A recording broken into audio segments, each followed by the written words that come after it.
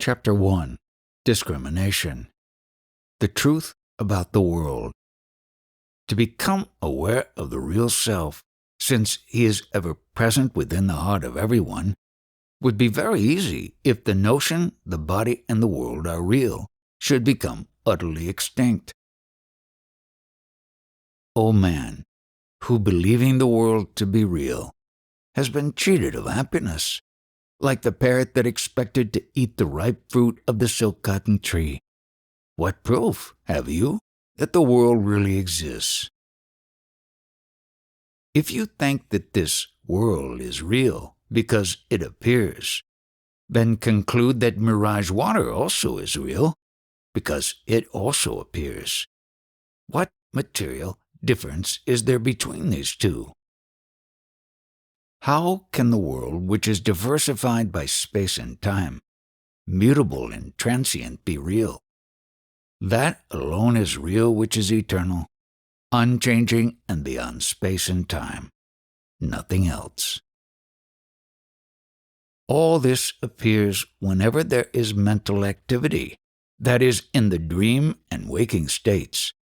Not only does it not appear in deep sleep, but it does not appear in the transcendental state where the self is alone, and the mind is at rest. Therefore, it is unreal.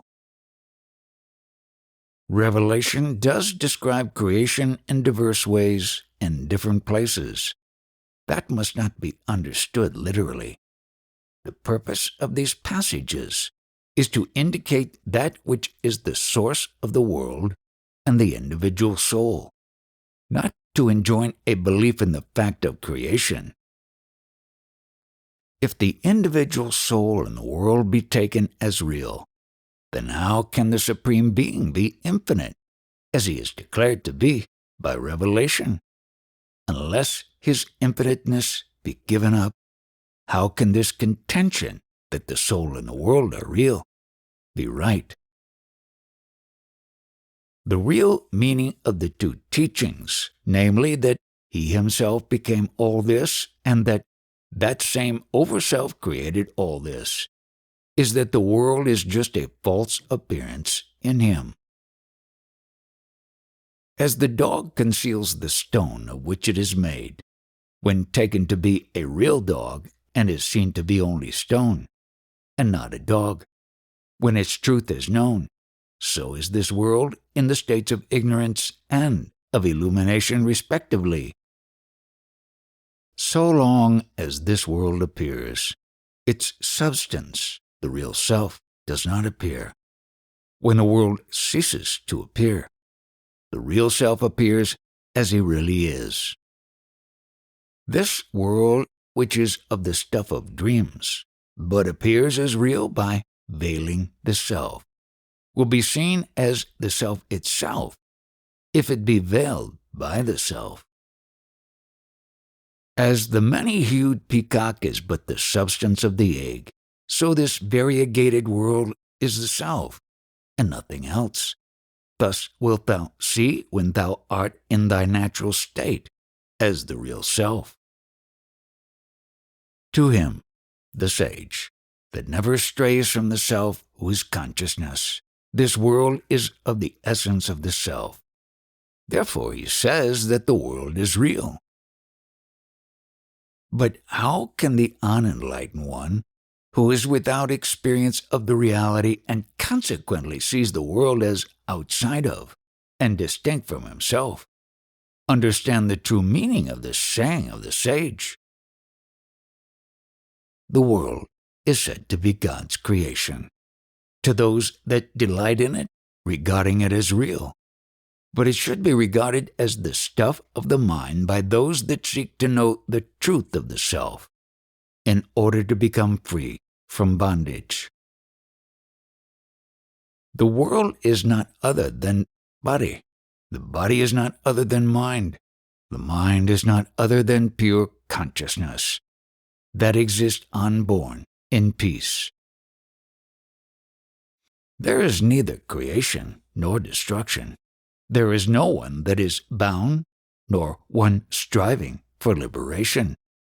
Nor is there any liberated person Such is the truth as realized by the sages. There is no mind, nor body, nor world, nor anyone called a soul. One pure reality alone exists, without a second, unborn and unchanging, abiding in utter peace. Though the holy Ramana has uttered teachings of diverse tenor to suit the minds of questioners, the teaching that he has given us as being in accord with his own experience is the teaching of the unborn, which has been stated above. Therefore, only by renouncing the world as illusory and turning the mind inwards can one dive into the heart, persevering in the will to realize the self and thus attain liberation.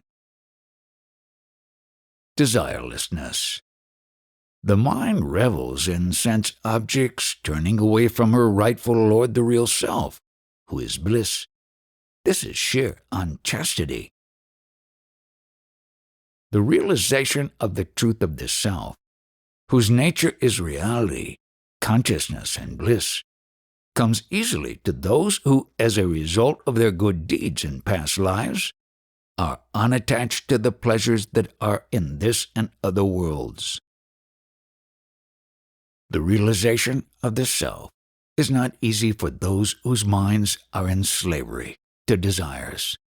Let them attain desirelessness by profound devotion to God, who is desireless. As one that being caught in the flood of a river and trying to reach the shore fails to do so, being prevented by boys throwing stones at him, so those that try to attain self-realization, which is the shore of the river of samsara, relative existence, fail to reach it, being hindered by the vasanas, taints of the mind. If the vasanas that come forth from the mind, like soldiers from within a fort, are then and there killed by the sword of the quest of the self, the mind is finally conquered.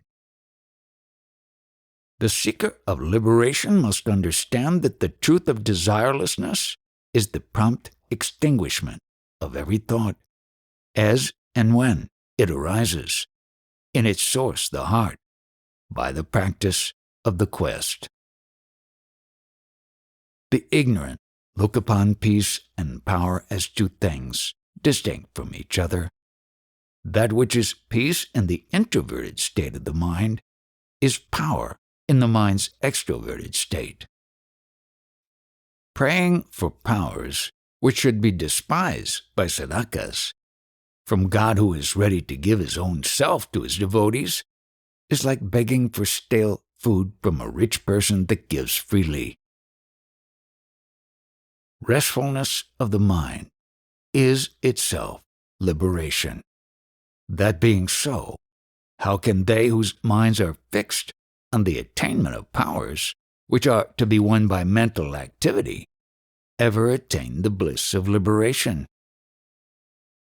Like one that takes medicine to worsen his disease, those that are deluded by the sense I am the body, which is the root cause of all ills, seek to attain durability of the body by practicing tapas. Once upon a time, Haravana said, "A dog enjoys with the bitch the same pleasure that Indra, the chief of the gods in heaven, enjoys with Indrani, his consort." The unenlightened man thinks I am enjoying these pleasures and is thus ever deluded by the craving for pleasures.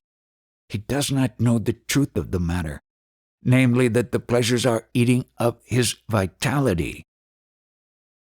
The serpent kills by biting, but the five-mouthed serpent, namely desire for enjoying sense objects, kills through mere thought or sight of the objects.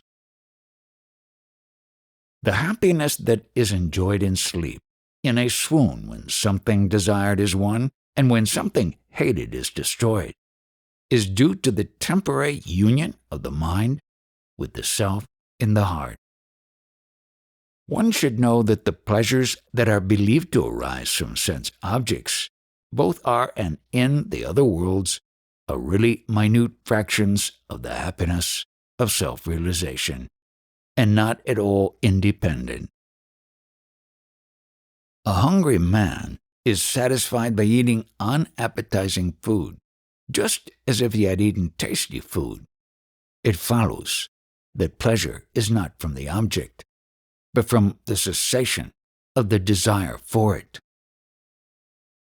A dog gets pleased tasting its own blood when it chews a bone without any meat on it. Likewise, men are infatuated over sense objects, enjoying only the happiness that is their own. Even after experiencing great happiness in sleep, where there are no objects, man desires objects for the sake of pleasure, because of the ignorance due to want of inquiry.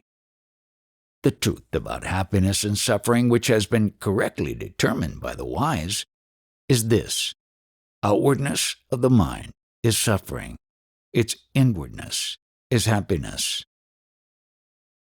The sheaths are like the father-in-law's house to a new bride. The supreme reality, which is pure consciousness in the heart, is like the parent's house. So one should cast off the suffering there is in the former by getting fixed in the latter. Desire exaggerates an object which is unattained to the size of the Meru. After it is attained, it reduces the same thing to atomic size. Therefore, we know of no abyss so difficult to fill up as desire. Since it has been said that desire for even the supreme state should be renounced, need it be said that love of things other than the self, such as the body, should be altogether renounced by strivers for liberation? The individual, the world, and God are illusory creations in the supreme reality, like the snake in the rope. Knowing thus, be happy in unity with that blissful one, but dissolving the three in him. Self-realization is the non-appearance of the world as world and as non-self. Desirelessness is the renunciation of it, realizing its illusory nature. The three states, the two states, waking and dream, are filled up by forms and names, which are the creations of the restless mind. Therefore, they are alike unreal. A partial unfoldment of the ego's sense is called dream. The complete expression of it is called waking. Both are alike rooted in the ego's sense. It is not reasonable to object, saying, dream is a creation of the mind, but waking is not so. Each in its own time seems real. There is no material difference. By the self-deceiving power of the mind, the waking state appears to be long and the dream state to be short. Really, the thing called time is itself a mental form, not real. The dream body is obviously different from the waking one. When the karma giving rise to the dream becomes active, the mind necessarily takes on another body. The emission of semen in the waking body, caused by the dreamer enjoying sexual union with a dream woman, is due to the speed with which the mind enters the waking body, leaving the other. Because of the conviction of identity of the self with the sheath of intelligence, which men are subject to, it is said that a sheath of happiness survived in sleep. When the former is dissolved in self-realization, supreme happiness alone remains. When there is an end of the impurity of the mind which is beginningless, and which is the root cause of the states of waking and dream, then this state of dull, dreamless sleep will itself become transformed into the state of transcendental consciousness, which is the natural state of the self. As the four grosser forms of matter do not really exist apart from the ether of space, so the three states should be understood by the wise one to be not really apart from the transcendental state. In course of instruction given to those that have not overcome the nescience that survives in sleep and become established in the transcendental state, it is said that there are these three states, the fourth transcendental state and another transcending the fourth. So long as there is one, the ego or individual soul, having the sense of living in the three states, the states are experienced. When he ceases to be as a result of the quest of the self, then there remains only the transcendental state, which alone is real. The truth about bondage. The so-called jiva, who is nothing more than the knot, nexus between pure consciousness and the insentient body, and who arises in the body as I, is himself bondage and the bound one, both in one. These mad actors that wallow in the misery of relative existence are merely hallucinations that are variously projected by imagination in the sky of pure consciousness, namely the real self. Man becomes an insignificant jiva and suffers endless misery because of his fall from his original fearless nature, like hair fallen from its place on the head.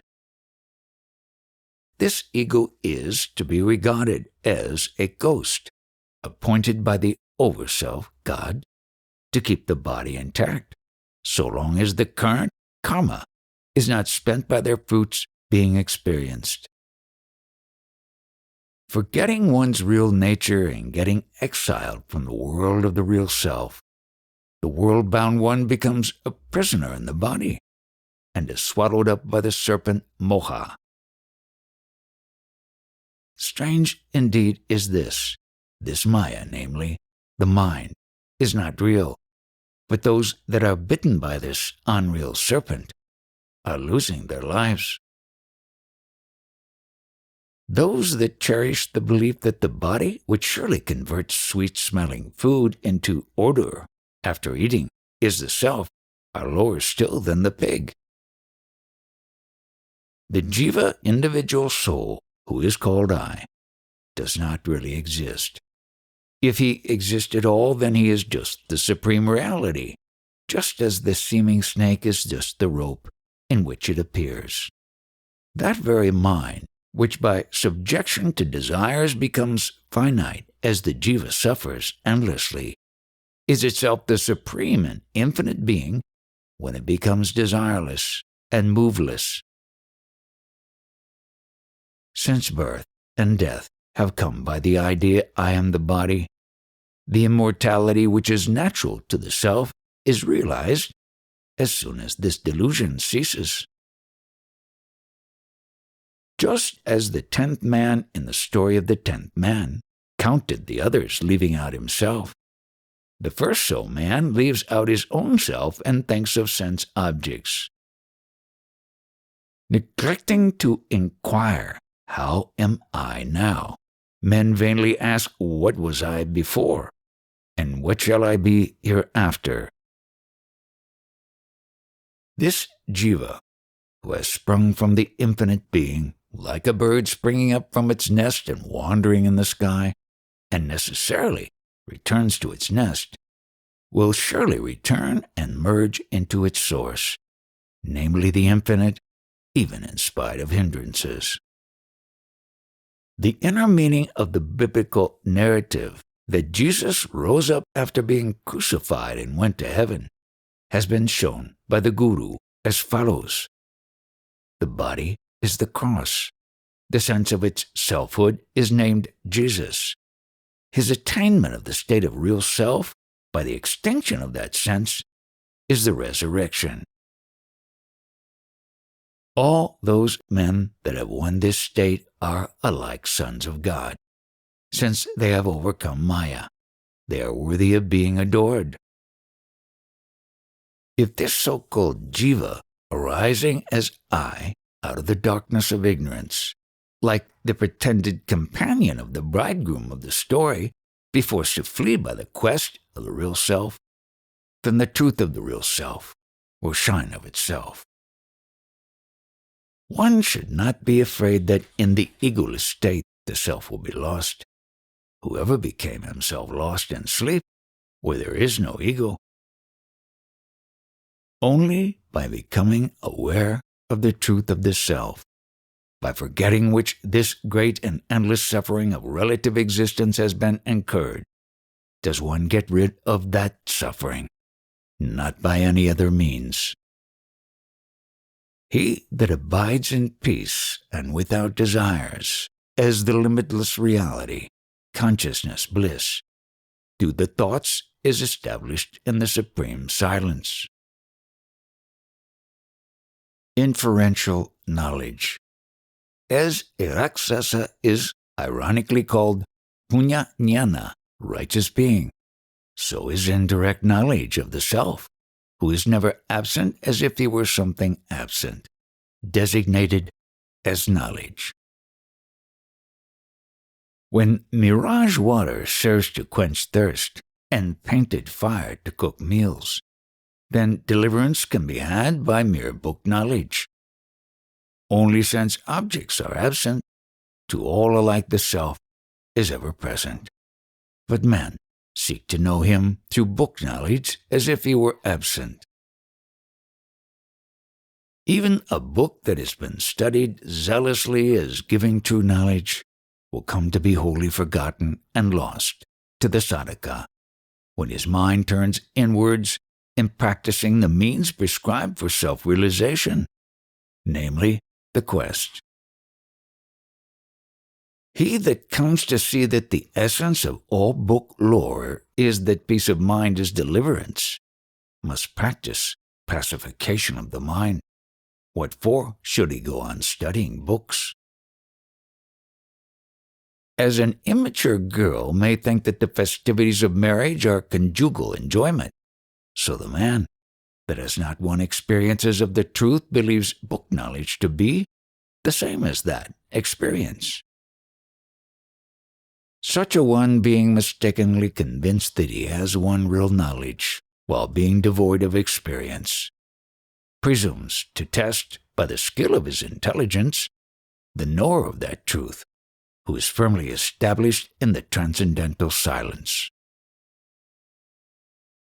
Chapter 2. The Quest. Devotion.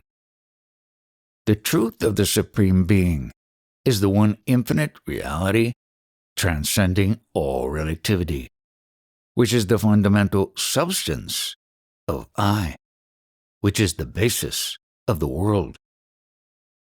Only the one whose mind is ripened by supreme devotion to him can attain deliverance through zeal for the quest of the self and inward turning of the mind.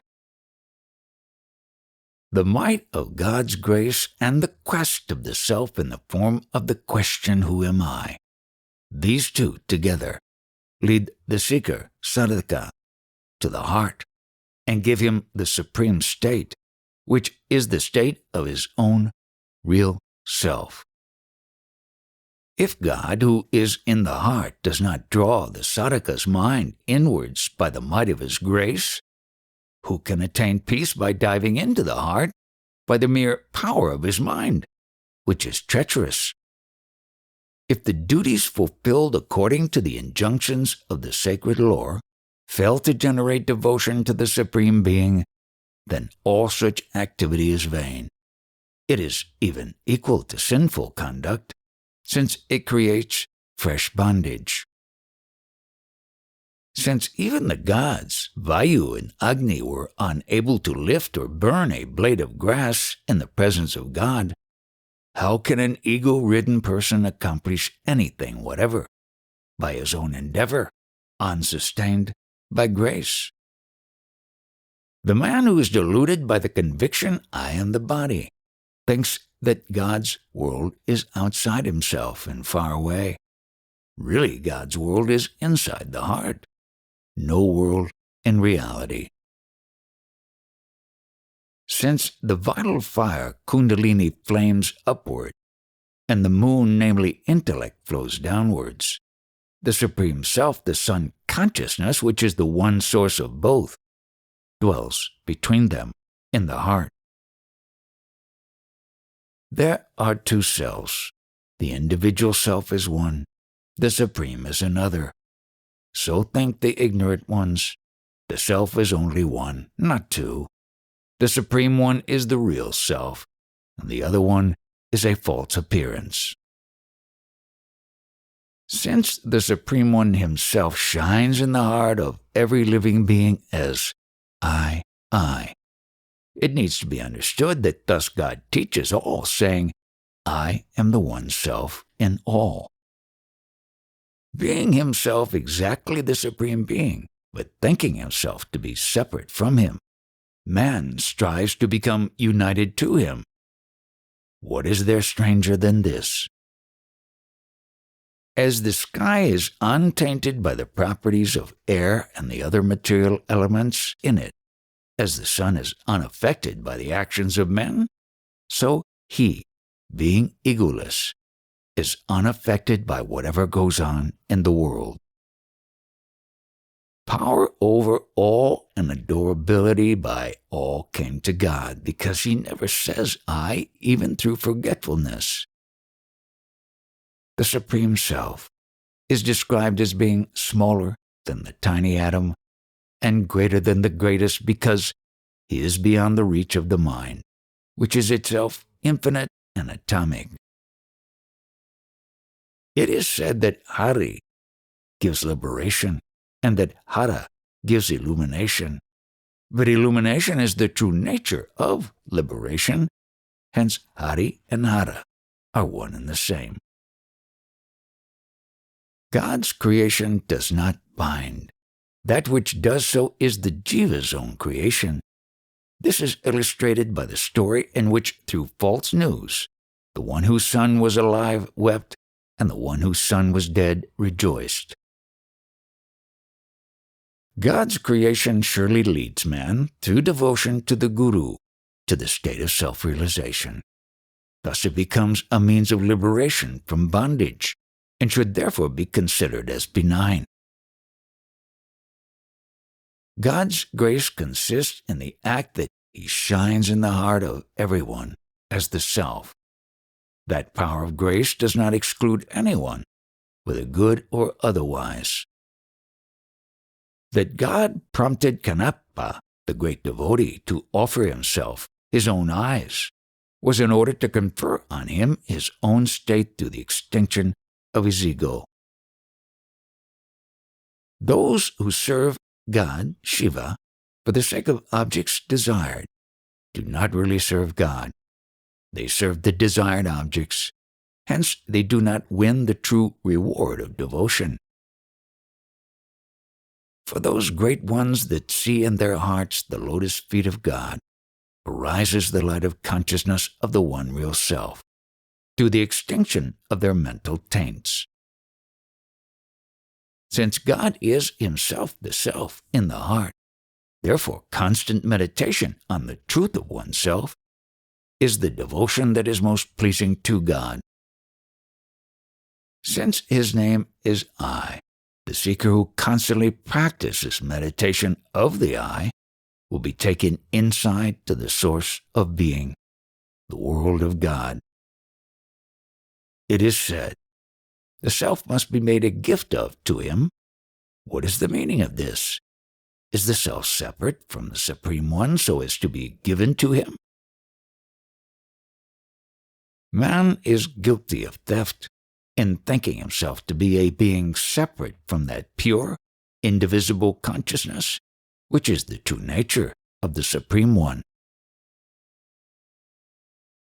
Like the offering of a bit of jaggery taken off from Lord Ganesha, made of jaggery, is the offering of one's own self to God. Is there any entity called the self apart from him? The act of making the ego serve as the food of God, by stilling the mind and the heart, by the power of devotion to God in His real nature as self, is real offering of ourself to Him. Offering of the self to that which is the reality of God in the heart, to the extinction of the ego, is the final outcome of long-continued devotion to Him. He that sees the Lord in the temple, the living body, by seeking Him within, can alone see Him, the infinite, in the temple of the universe, having become the endless I. He that has practiced devotion to God in the monkey style through many lives attains supreme illumination by the grace of God through devotion in the kitten style. The man who has the sense of the body being himself cannot possibly worship God as formless. Whatever worship he makes will be worship in form alone, not otherwise. But he that is unqualified for the formless worship obtains by the grace of God in the end the illumination of the real self by worshiping Him with form. Whatever one does in the world is worship of God. If he has the conviction that difference does not really exist, since all things are only manifestations of God in forms. Days, planets, astrological yogas, time periods, and constellations are all auspicious for practicing devotion to the most auspicious, for those that have sincere devotion to Him. Ignorant ones look upon love as the seventh taste. The truth is that it is the first and foremost of all tastes, which gives flavor to all the so-called other tastes. The one real self becomes threefold. To the devotee is God. To the seeker of illumination, he becomes the guru. When the mind becomes still in the heart, he himself becomes manifest as the real self. That auspicious and immortal reality which remains over as the residue when the individual false self is cremated in the fire of illumination is the real meaning of the holy ash, vibhuti. Understand that the truth of the vermilion powder, kumkuman, used by some devotees, is the fire of illumination, by which the delusion, I am the body, is burnt out in the heart, as the effect of the quest of the self. Perfect devotion is just the persistence of identity with the one all-embracing reality, which shines forth when the false eye is destroyed utterly in the heart, by the process of seeking the self. The truth of the Guru. The seeker of illumination should approach as a disciple, not the bound one who merely knows the sense of the sacred lore, but the Jivan Mukta, the one that is in the supreme silence, who is happy in unity with the reality. He that has himself crossed the ocean of relativity can alone help other men to cross the same. An unenlightened person elected as guru by another unenlightened one is like a blind guide to another blind one. Even if one who has shaken off all faults and won the divine endowment has gone forth from the house as a homeless ascetic and practiced discipline, tapas, he will not win complete happiness without the company of a competent guru. So long as one has the notion, I am the body, he does not become illumined, even though he has the merit of great self-discipline. Look upon him as only a sadhaka, one that is on the path. Know that he that regards as a mere man the guru who has won self-realization is nothing but unlimited pure consciousness, is a most sinful person with a foul mind. The Supreme Lord Himself appears as Guru in human form to the aspirant, being pleased with devotion. The form of the free one, who is in truth intangible like the sky, which appears to man, is really nothing but the reflection of the form of him that sees that form. It is not real. It is by delusion that one says, I have seen this sage, I shall see that one also. If he knows the sage that is within himself, then all sages will be seen to be one and the same. The Guru reduces only the unreal to nothing, and thus causing the one real self to shine. Thereby he kills without killing the false ego. As in a great forest, a roving, robust elephant, seeing the eyes of a lion in the night, loses life and is eaten up by him, so the ego, named I, roving in the forest of relativity, is killed by the Guru by mere sight, and is eaten up by him out of grace. As a lion seen in a dream by an elephant awakens him, so the Guru, as a sage, awakens the disciple from the dream of ignorance. Sages alone are the virtuous ones. Ignorant ones are without virtue. Therefore, for the sake of deliverance, one should cultivate society of the sages, who are delivered from the untruth. The meaning of the saying that one should not approach a guru empty-handed is simply this: one should go to him who is not distinct from the Supreme Being with heart full of love. The teaching of the Guru is just the dwelling in the heart through the experience of the one reality, one by turning the one-pointed mind inwards after understanding that truth intellectually. The truth of the namaskara is just that silence, wherein the ego, who is the sole cause of the distinction between disciple and the Guru, and between God and the soul, springs up no more. Adoration of the Guru is just the not revoking the gift by means of the ideas I and mine, after surrendering to the Guru everything, including the body. Adoration of the Guru is just the not revoking the gift by means of the ideas I and mine, after surrendering to the Guru everything, including the body. The leavings of the Guru are just the words uttered by him on the strength of his own experience. The eating of the leavings is just the remaining fixed in unity with him, in silence. True adoration is becoming dissolved in the sea of the homogeneous essence of the experience of the self, just as hail gets dissolved in the sea.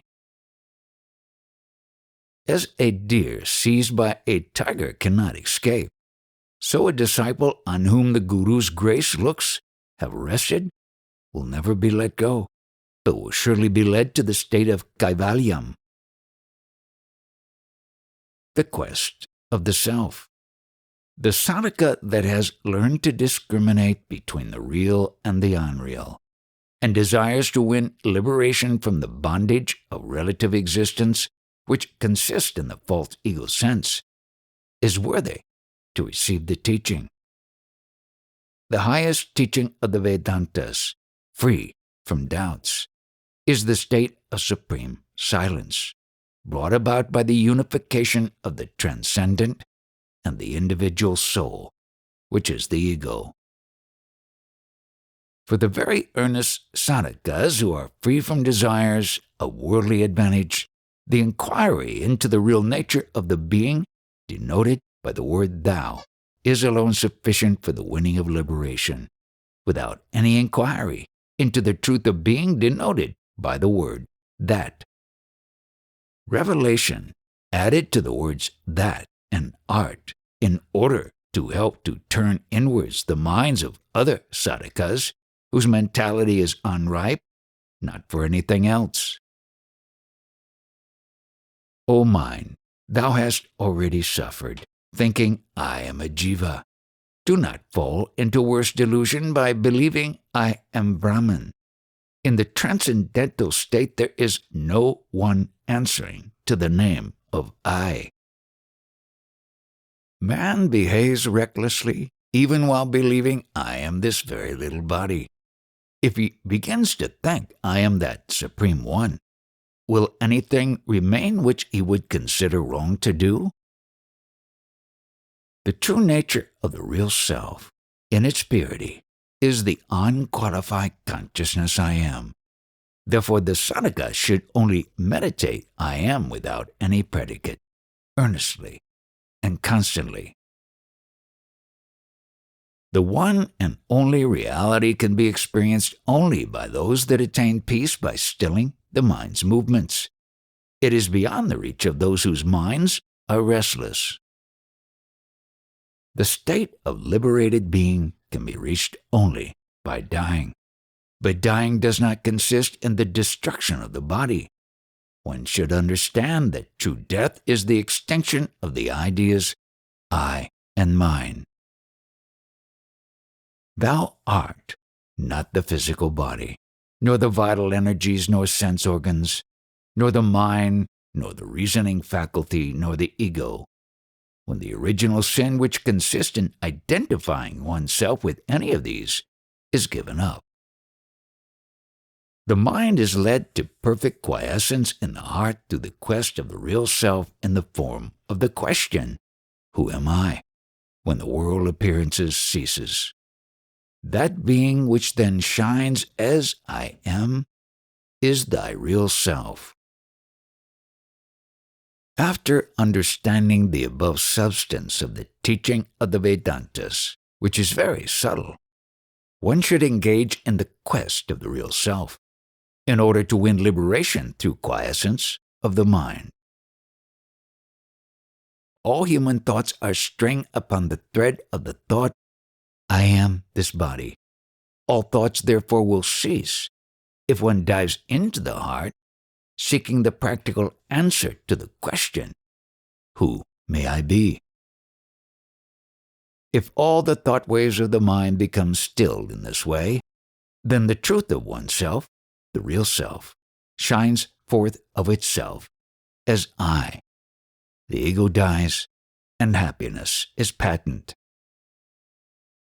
The resolve to see the real self in the heart by mind concentrated on the question, who am I, is the quest, but not an intellectual conviction about the self reached by reasoning. This state of self-realization cannot be attained by any method, aside from the quest in the heart. Neither lots of action nor breath regulation or any other device. Though stillness of the mind may result from breath regulation or other such practice, the mind is not finally stilled by any of these, as it is by the quest of the truth of oneself. Without the inquiry into the true nature of the doer, and so on, they speak of paths of four kinds in the world, namely the yogas of action and so forth, for the doer, the one that is sundered from God, the one that is bereaved of the self, and the one that is conscious of being ignorant and aspires to right knowledge.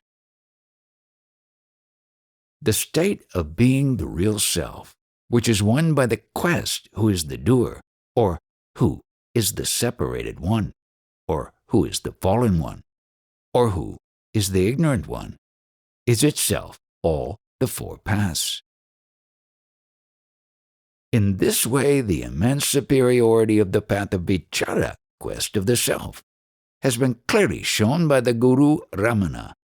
Therefore this path, namely the quest of the self taught by him, is the greatest of all yogas, Maha-yoga. Understand that the conviction that the universe has its being in the infinite sky of consciousness, namely the self, is the firm seat for practicing mental peace. So long as the ego is alive, the complexes of threes also appear. One should persevere in the practice of the quest so long as these complexes appear. By fixity of the mind on the real self, you should conquer both the pleasure and the pain arising from the good and evil deeds of your past in the course of life in the world. True subjugation of the mind is being the pure consciousness which one really is, by the dissolution of the delusion, I am the mind, which comes when the mind's activities are stilled. Real breath regulation is the being of the enlightened one in his own real nature, by rejecting the mind's habit of seeing the real as the world and persisting in the quest of the self. Those that have devoted themselves to the quest of the self never stray aside from the path through air. The path of the quest leads them on to the supreme state by its own light, like the sun. The conduct of the sadhaka, since non-remembrance of the real self is itself death, the only observance binding on the seeker of the self is taking care not to forget, and no other. Since observances do help, the seeker should honor them, but if and when they become hindrances to the practice of the quest, he should then omit them. Since the doing of one's own routine duties conduce to the forgetting of the self, is it necessary to warn him that he should not engage in actions concerning others? Though the sadhaka may by inadvertence disobey the injunctions of the sacred lore, he should not, as a faithful disciple, be guilty of setting at naught what the Guru tells him. The mightiest tapas, mental discipline, is to remain at peace, giving up egoism and the notion of doership in actions by the understanding that God does everything. Though thus resigned to God's will, the sadhaka should make efforts in the practice of the right method taught by the Guru, so long as he does not cease to be a sadhaka by the extinction of the ego.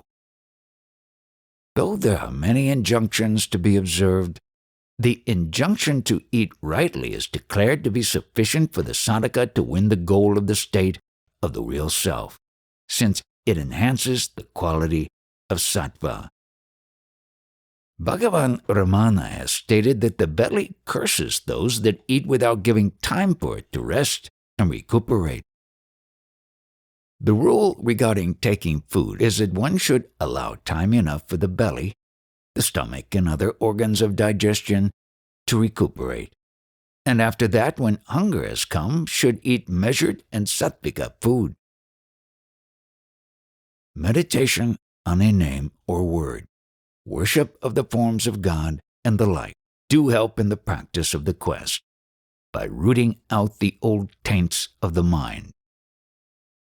As the restlessness of the elephant's trunk is checked by a chain held by the elephant, so the restlessness of the mind is corrected by meditation on names or forms. Never does desire for enjoyment abate by indulgence. On the other hand, it waxes more and more as fire does with oblations. Remembering this, one should be wary. So long as the ego is not dead, humility alone is good for a sadhaka. Acceptance of obeisance from others is not good. Since what is light floats on water and what is heavy goes down, it follows that superiority is not to be inferred from being in a high position, nor inferiority from being in a low one, in a worldly sense.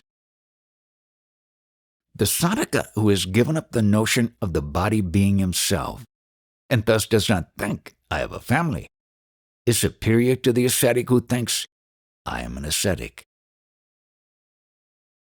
A pot takes in water and sinks. A log does not take in water and does not sink. So too, whoso is attached becomes bound. The unattached one is not bound, even if he remains at home. As the regulating block is necessary for the proper running of a car, so afflictions are necessary for sadhakas for success in practice. O sadhaka, overcome afflictions with a cool mind, and the firm faith that they occur by the grace of God to help steady the mind. It is better for the sadhaka to be in a worldly position, arousing compassion from other men, than for him to be in a state to be envied by them. When any act has become fruitful, do not become proud, thinking this was achieved by my enterprise. On the other hand, become convinced that God is gracious. When the desired success is not won, it should not be thought that the action has proved unfruitful. The fruit of it is just the understanding that actions become fruitful in the usual sense, by the grace of God, not by mere human effort. After doing a wrong action, one should not hide it from self-love. One should resolve to act rightly in future, avoiding faults.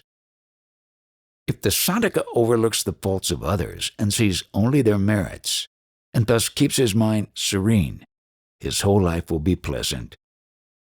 To be unconcerned in all things, with the mind cool, desireless, and without hate, is beautiful in a sadhaka. The sadhaka's enemy hates the ego in the sadhaka, whom the sadhaka wants to kill. Thus, like the anvil to the goldsmith, he is actually a friend. Appropriating to oneself specially, thinking this is mine, something that shall not be available to all, is not right for a discriminating sadhaka, since it violates the ideal of equality. By fate is meant only action done by oneself previously with effort. Hence, with well-directed effort, one can wipe off fate. The sadhaka ought not to act as he likes, even to achieve a good result. If the act be done wrongly, it becomes a sinful action. He that would deserve God's grace ought not to kill any living being for any reason, since he has not the skill to revive what is dead. That alone is right action, which is done with a peaceful and pure mind. All action is sinful, which is done with an agitated mind or from desire. What have they to gain by practicing tapas, who act with mind at peace, without attachment to objects in this illusory world, and with the mind activities stilled? The most powerful tapas consist in the sadhaka maintaining peace of mind, resigning all his worldly burdens to God. As the grains that are close to the pivot of a handmill are not crushed, so those that have taken refuge with God are unaffected by the severest of afflictions. Those that have minds fixed with love on God, as the magneted needle points always fixedly to the north, never swerve from the straight path through ignorance. Never worry thinking, when shall I attain this state? This state transcends both space and time and is neither far nor near. The real self exists free, pervading everything by its essential being. How can he be bound by illusion? Do not, O sadhaka, be despondent in this. The notion I am an unsteady jiva has arisen by losing hold of the moveless self that one really is. The sadhaka should efface this thought and remain in the supreme silence. To end the restlessness of the mind, the following is the means. Look upon all things that are perceptible and the perceiver as the self. Even a pure thought, which serves to expel an impure one, needs to be given up after it has served the purpose, just like a thorn used for removing a thorn in the flesh. The truth of non-duality is to be only meditated upon by the mind. Do not do any action from belief in non-duality. The idea of non-duality is fit to be cherished in respect of all things whatsoever, but not with respect to the Guru. The I, which is a reflection of the self in the mirror or the mind, is moved by the movements of the mind. To stop the movement and make the reflection still, one should fix the mind on the moveless self. Many seek the self in the Sutra Bhashya, but do not find him. Forget not that the true self is to be sought in the heart, not in books, nor elsewhere outside. All research into the non-self, which one makes neglecting the real self, is vain, like the scrutiny of waste hair by a barber. The trembling of the body through fear, which comes to the meditator because of his sense, I am the body, will cease when he attains completeness of being as absolute consciousness.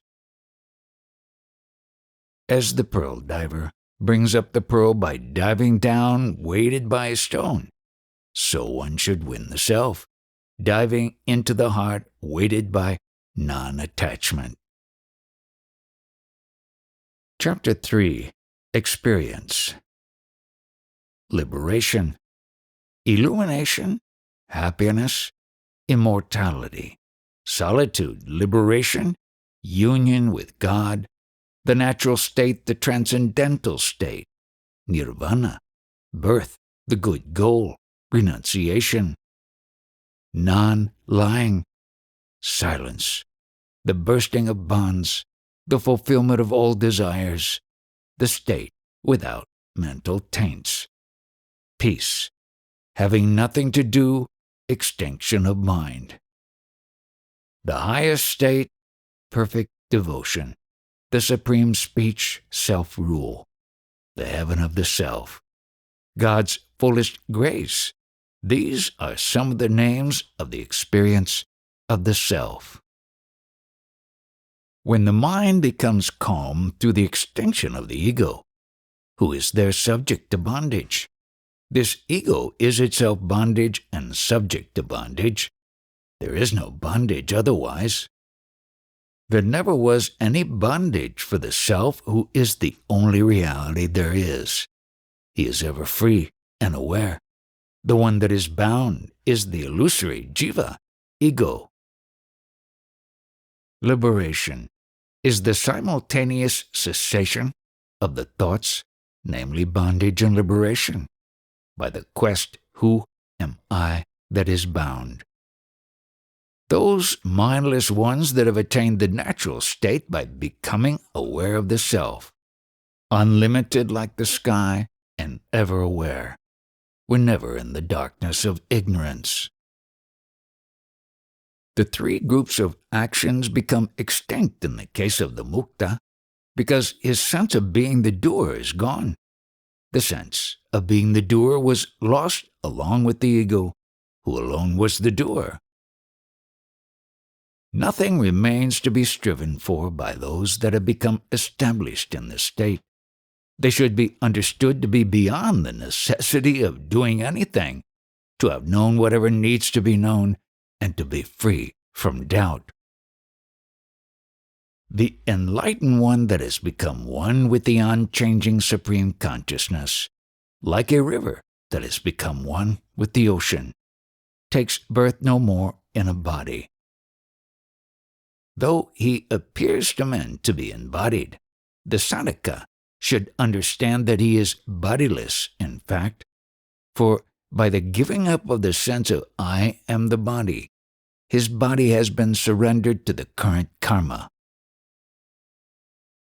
He that is without perception of the illusory objects of the mind and the sense, having fallen asleep in the heart, is wide awake. All others are sunk in the profound sleep of ignorance. He sleeps who thinks this dream of the world to be waking, ignoring the real self, whose nature is constant waking. On the other hand, the enlightened one is awake. The state of liberation may be described as eternal sleep without any waking, or as eternal waking uninterrupted by sleep. As falling from one's own natural state, which is dearest of all and perfectly happy, is death. So being established in that state by the grace of the Holy Guru is eternal birth. Birth in the world, due to ignorance and desire, is verily for the sake of death, and every creature dies only to be born again in the world. But the death of the ego is real death, and eternal birth, not shadowed by death.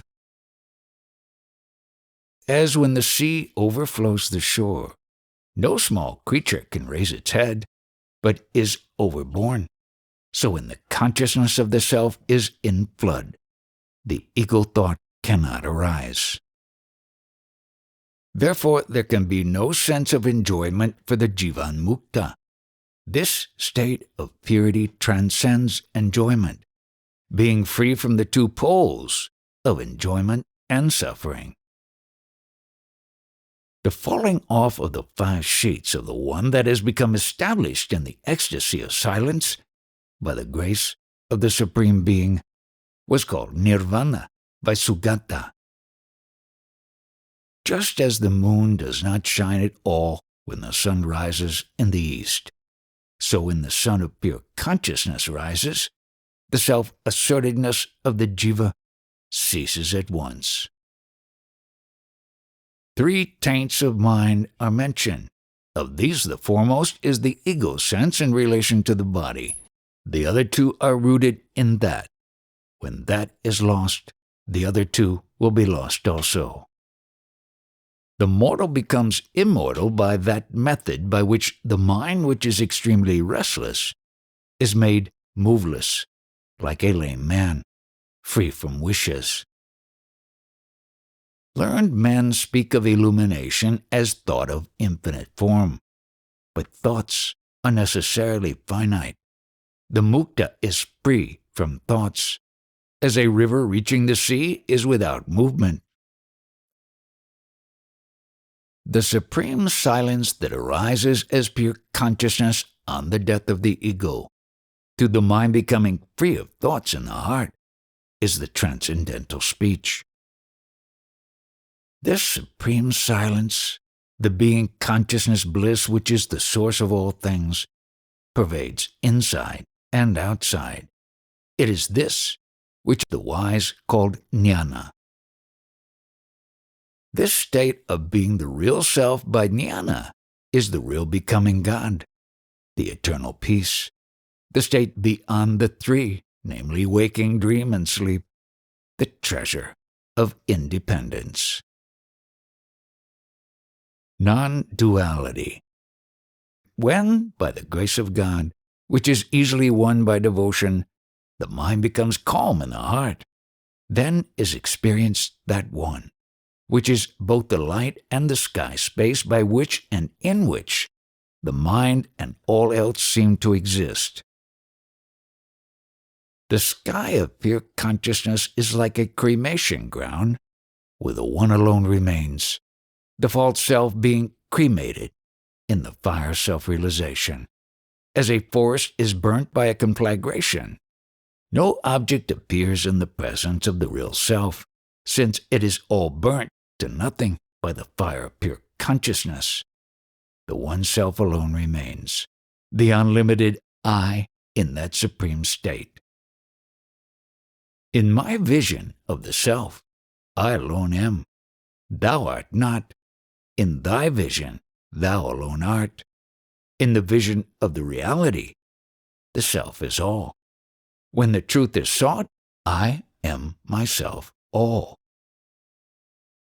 How can the man who knows not the self, and whose consciousness is limited to the body, imagine the nature of the state of the illumined one, who is aware of naught other than the self, having won the experience of the infinite self? The self alone is real. All else is illusory. Therefore, in the end, when the truth is realized, all else will glide out of vision and the truth of oneself will alone be left. In this state of silence, which is egoless and mindless, who is there called I to say, I am Brahman? Various questions and answers are possible in the language of duality, not in the silence of non-duality. Thus did Acharya Ramana set forth the transcendent nature of non-duality. This is the vision infinite, where there are no pairs of opposites, nor space, nor time, nor action, nor its fruition, nor any other non-self, implying duality. As wetness, sweetness, and coolness are really water and not three different entities, so in the experience of the self, reality, consciousness, and ecstasy are only the real self. In that immutable state of reality, which is taught by the Vedantas, there is no time, nor distinction of persons as I, you, and he, nor the triads. As the one undivided sky is perceived as differentiated by identification with a pot or a building, so the blissful consciousness, the self, is conceived as soul and God. These two are not really different. As two figures of sandalwood made to represent a master and a servant are both sandalwood, so God and the soul are both the real, namely Brahman. They are not different. As one and the same woman, unchanged, is designated by the words wife, and the like according to the standpoint of the speaker, so the immutable self is perceived variously by men whose minds are engrossed in worldly pursuits. The liberated one has neither knowledge of difference nor knowledge of non-difference. The non-arising of knowledge of difference is referred to by the wise as knowledge of non-difference. Just as the ignorant see objects of sense perception, because of their minds being directed outwards, so the one whose bonds are broken is aware only of the consciousness, which is the real substance of all appearances. Knowing of non-self is possible only so long as the self is perceived as with form. When one realizes the formless self, to whom can knowledge of non-self occur? Let God forms as well as forms of the world appear so long as one does not realize the self. When the self is realized, to whom are these forms real? If, in the heart, the state of being the self is won by persistence in the quest, by the exclusion of thoughts, then the sky of pure consciousness will shine alone, without anything else, subject or object. The ego, seer, is unreal. This world of objects seen is also unreal. The mind that is aware of the two is also unreal. Only the sky of pure consciousness remains over in self-realization as real. I shall declare the essence of the teaching as given in all the Upanishads, when by the death of the ego, the self is realized to be the same as that supreme consciousness, there remains over only the self, who is pure consciousness.